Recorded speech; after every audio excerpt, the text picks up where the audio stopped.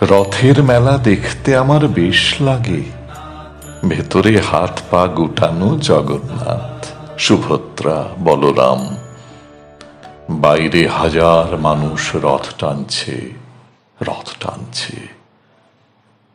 এই রথের মেলা নিয়েই রবীন্দ্রনাথ একদিন কবিতা লিখেছিলেন, বসেছে আজ রথের তলায় স্নান যাত্রার মেলা।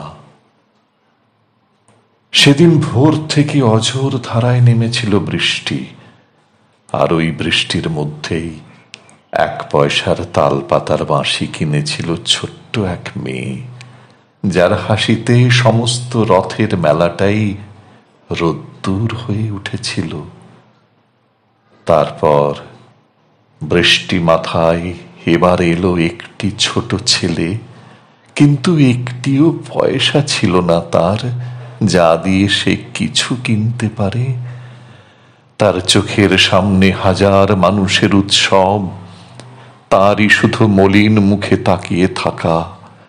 বর্ষার আকাশ যখন ক্রমেই অন্ধকার হয়ে আসছে, অন্ধকার। রথের মেলা দেখতে আমার বেশ লাগে, যদিও ওই দিন আমি ভুল করেও রবীন্দ্রনাথের কবিতা পড়ি না, কেননা তার কিছু কবিতা উৎসবের দিন আমাদের মুখ ম্লান করে দেয়।